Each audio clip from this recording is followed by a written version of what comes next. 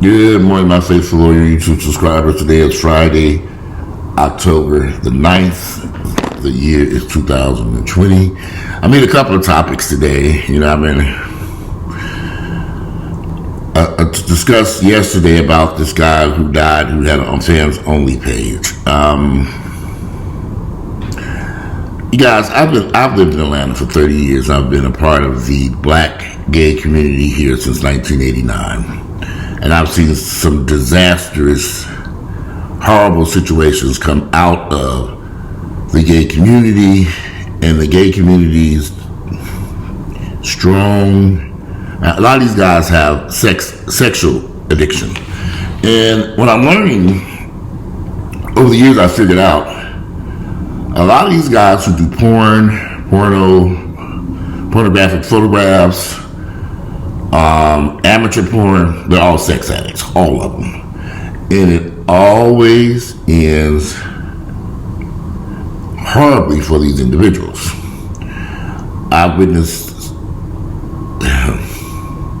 so many of these guys have died from HIV, AIDS, liver failure, from hepatitis C, which they seem to have a cure for now, hepatitis B, cancer, anal cancer, colon cancer, all types of cancer. They're all sex addicts, constantly having sex. Sex is promoted in the black gay community just as if I get up every day having a cup of coffee. It's a bunch of sex addicts. That's why I kind of keep my distance. And a lot of these guys get very angry with me for having these public discussions about sexual addiction in the black gay community and in the white gay community. We all know white folks do it too. Yeah, we know. But we're talking about the community that I have been a part of. I have been actively involved in the black gay community since I was 17 or 18 years of age. I moved to Atlanta in 1989. Now, I've seen it all here. I've seen it all here in this town. I've seen guys drop dead in this city because of their sexual addiction. And unfortunately, a lot of blacks don't believe in treatment for sexual addiction or mental health issues. It's so hard to get people involved in treatment for their mental health issues that is unreal. So, fans only has exploded in the black gay community. Everyone has a fans only page. Everybody and their mama. Why? Well, again, we're dealing with sexual addiction. But now, they might make a little money. We can get the money. I can take my addiction and make money off of it? Oh, sure you can. Drug addicts do it every day. They do it every day. Many drug addicts actually sell the drugs that they use until it kills them. Sexual addiction isn't any different, and fans only isn't any different. All these guys run around Atlanta, New York, Chicago, Miami, Houston, Los Angeles. They're either escorting, doing their fans only page, having raw, unprotected sex with hundreds of people, thousands. How long can he do this? How long can he continue down this path before it begins to affect their health? And this is promoted. Get the fans on. This is promoted as the thing to do in the black gay community. Promoted as if I just sit back in shock, like, because I'm watching good guys who shouldn't be doing this. So I keep talking about this because I'm hoping I can get through this. I'm getting through to some folks. This is foolishness. This is ignorance. This is stupidity. This is dumb. This is stupid. This is dangerous. This can kill you. This can harm you. But this, you gotta understand, there's a battle here between good versus bad. course, I'm the bad guy because I'm over here talking against what everybody else is saying. It's good. Sex is good. Sex is good. Yeah, sex is good. But not when it's dangerous. Not when it puts your life at risk. Not when it puts your health at risk. Not when it can kill you. And if y'all think you can run around all day long having unprotected sex, let me just break it down to you. 5 different people flooding your ass with cum 5 days a week, 7 days a week for those working overtime. All these strange men in your asshole. Sticking a penis in your asshole with no condom. All strangers. Because none of them are using condoms. I might have seen one video, and I don't pay for porn, I just scroll up Twitter and you can just see this shit. I might have seen 1 or 2 videos with Onlyfans creators having sex with someone who had a condom on. Maybe 1 or 2, maybe 3. But the vast majority of the videos, I didn't see video after video after video after video. I'm scrolling. I'm like, okay, this is so-and-so, this is it. And no one's using condoms. Now, if you're in a relationship and you're doing a fans only, like Jonelle and Tyrone, okay, cool. They're in a relationship, they've been in a relationship for 8, 9, 10 years, I don't know. Who knows? They don't use condoms. And supposedly only having sex between the 2 of them, supposedly. So Jonelle and Tyrone have a huge following on Facebook and Instagram that they transitioned over to fans only with. And they started maybe about 2 or 3 years ago. But there were so many other things Jonelle and Tyrone could have done, but they chose their addiction, sex. That's what they chose to do to make money. Now, how much they making? I don't know. I've heard all kinds of things. They make 10, 15, 20, 30, 40, $50,000 a month. I'm like, okay. But the lifestyle doesn't represent that I've seen. And I admit, I don't know those guys. We used to hang around each other, but they said that I was too goody 2 shoes for their ass. So I went on about my business, honey. I'm 50. I ain't got time to deal with a bunch of sex addicts and drug users, and I'm not saying they drug users, but they are sex addicts. I don't have time for that shit. I'm too old. Y'all trying to get me involved in y'all vices? Fuck you. Shit. I'm not 19. Even when I was 19, I didn't get involved in no one's vices, drugs, sex, and all the drinking excessively, and all this other shit, and partying all night long. I went home and got to bed. I'm a different person. I'm a different breed. I got a brain. But these guys are choosing this path, and I don't know why. I don't know. I do know why. Sexual addiction. So again, they're taking their sexual addiction and attempting to capitalize on it and pay a few bills. But it's going to come back to haunt these guys. It's going to haunt them like they won't believe. I've talked to people who have done porn over the years, people who are no longer in the porn industry. They said it was the worst mistake they ever did. But they were so caught up, and they had so many people in that circle telling them, do this scene, do this, do that, do this sex, do this. And, you know, one of my associates who started in porn in the late 80s, early 90s, he's had surgery after surgery on his anal area because, well-known guy, he was getting pissed. Nice looking brother. But he's had all kinds of health issues because, he will tell you, that was the worst mistake he made because he had to keep going to different levels to the directors and the people behind the porn, the white folks, was kept asking for more and more different stuff, more and more riskier stuff, and that put his health at risk, and he's paid a heavy price. You know, he's been in and out of the hospital, and I'm 50, so he's only just a couple of years older than me, but that man looks 78. He look a mess. He will tell you it was the worst mistake he ever made because of the health issues. He didn't really understand hepatitis. He didn't have hepatitis C and B, cancer, anal cancer. He's had all this stuff directly related to his life, his job doing pornography back in the 90s.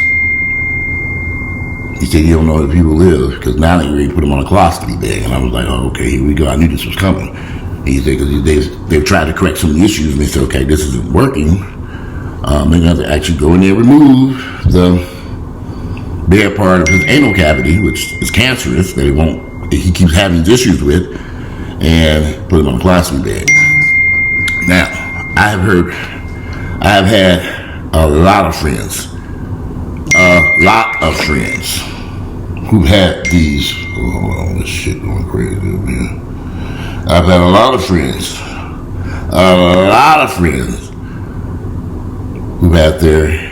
who had some form of anal cancer or colon cancer or something, and they ended up on a colostomy bag.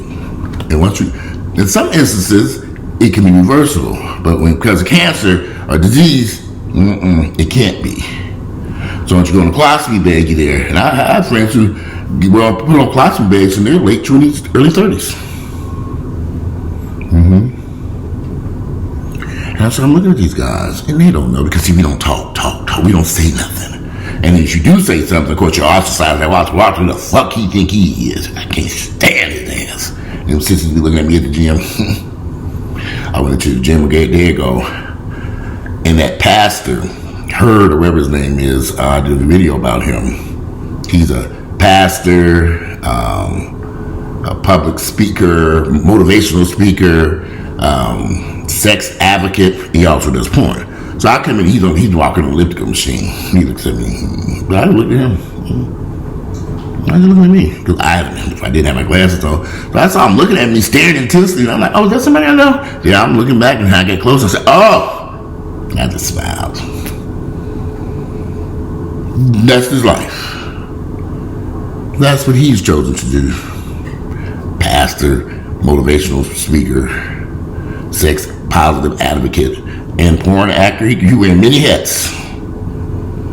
But he has a large approval rating in the black gay community. The black gay community can be dangerous. And I tell this to people all the time when they come to Atlanta, be careful. Because the people who are pushing you to do this, and pushing you to do this, and behind you rooting for you, they're pushing you off a damn cliff into your own demise. So be careful. Everybody that you think is in your favor, they really not for you. They want to see you lose your life. I hate to say it, but it's true. If somebody's giving you drugs, taking you to sex parties, pimping you out to a degree, doing this porn stuff, they're not looking out for your best favor. And when people tell you, don't do this, and those other people are saying, oh, who the fuck you think he is? Everybody's doing this. That's why I keep speaking. Too many young people are getting caught up in this shit. Now, I like to say I'm an old man. They think you're an old man. Nobody wants you any damn way. I'm going to stay an old man too. Hopefully, some of these people are not going to make it to 50. And it's important for me to say something because I want people to not go down the path that other people have gone down, or even the path that I went down. Yeah, I'm a convicted felon. I wouldn't want nobody to be a convicted felon. Now, the United States embraces America, they just use that as a strike against you to stop you. They ain't stop me, though. However, I'm ostracized because I do speak out about this stuff. And people are very angry with me. Because I talk about HIV and AIDS. The stuff, I'm talking about the bad stuff that our community has accepted as normal. Normal. It's normal to get HIV. It is. It's normal to get an STD. It is. Oh, it's normal to lay up and do drugs all day and night long. It is. I have friends that I personally know who go out at 12 midnight every night. Every night. Monday, Tuesday, Wednesday, Thursday, Friday, Saturday, Sunday. Monday, Tuesday, Wednesday, Thursday, Friday, Saturday, Sunday. Monday, Tuesday, Wednesday. They never rest. from 12 midnight to 7, 8, 9, 10 in the morning at clubs here in Atlanta. Ooh, what? Right. You get to the club at midnight, or bar, or speakeasy, or hookah house, or whatever it is, warehouse, house party, and you do not leave there until 7, 8, 9, 10, 11 the next day. The sun is up shining bright, and you just not come stumbling out. Like a vampire. But they think this is normal. They took some good coffee today. They make McDonald's, my cafe coffee is good. They think it's normal. One of my associates comes from a great family. Mother, father, they're very well off. They didn't ship this man to college and put him in rehab and did all kinds of stuff. Even he went to Washington, D.C. A couple years ago, had a good job up there. They helped him get. He right back in Atlanta, same old shit. I said, well, what happened to all this stuff? I don't want to talk about it. Yeah. You went to rehab. You went to this. You had this great job in D.C. working for the United States government, doing blah blah blah blah blah. And then you're back here doing the same old shit. He can't walk away from it. I said, I repeatedly told him, you gotta get rid of these friends. They're not your friends. They're not. They don't want the best for you. Because if they did, they would have never told you come back to Atlanta. Knowing this place, what it does for you, which this can happen any damn way. Because, truth be told, I don't think he was in D.C. doing the right thing any damn way. And your family can only support you for so long before they say, okay, enough.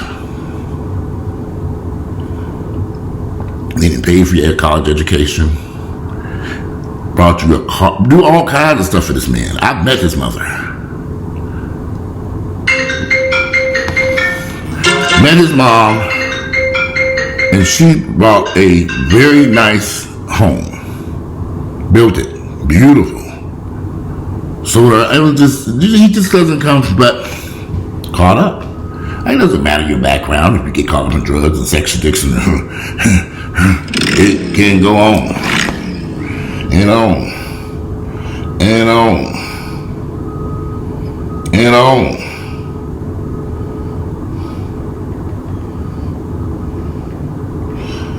So, all I'm saying, guys, is think about what you're doing. Really stop and think. Do I want to get involved in this? What's my out? If I get involved in doing this, where does it end? What's the outcome? What's at the end of the rainbow? If I get involved in doing this, will I be able to control my own life and narrative, the direction it goes, and where it ends? Because it's all going to end, but it may not end the way you want it to end. It ain't all just rainbows and unicorns and happiness in the gay community and gay pride parades. Oh no. I'm here to tell you, and that ain't it. And I'm not trying to be negative to people. I'm just trying to point them in the right direction. Because doing porn, drugs, meth, heroin, cocaine, Molly, whatever it is these days they're choosing to do, is a disaster. It's all fun and games at first. But it never ends well. It never ends well. Before you laid up at Grady Hospital. Before you laid up in Grady Hospital with a tube up your ass, draining mucus out as they prepare to slice off your asshole and fill it with tissues they take from another part of your body, because you got so much cancer back there from getting every disease in that area: syphilis and gonorrhea, herpes, what is that, HPV, HIV, It affects your immune system. And these guys are taking antibiotics like candy to try to battle these diseases. So your body's immune system says, okay, enough of this. It starts to fail. Then you contact hepatitis B, C, whatever. There are immunizations for hepatitis B that everyone should get, A and B. Well, for some reason, I don't know why, but a lot of gay guys do get hepatitis A. I know why, because they be licking other men's assholes. There's some nasty shit going on.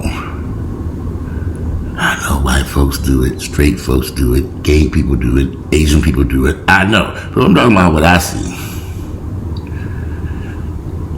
I want the best for people. And I'm looking at too many young guys making a bad decision. We got this pandemic run around here, remember? The coronavirus. Is there The coronavirus is eating everything. Eating all the jobs, the income. And it's causing chaos. It won't be here forever, y'all. One day, the coronavirus will be slayed. And life will go on. But the decisions you make right now can have a longer impact on you than the coronavirus if you don't make right decisions. But this is my third, fourth video on this. I get to the bathroom. Anyway, I gotta call Texas. Today is Friday, October 9th. The year is 2020. Don't get caught up in the here and now so much. There's a future. There are brighter days ahead.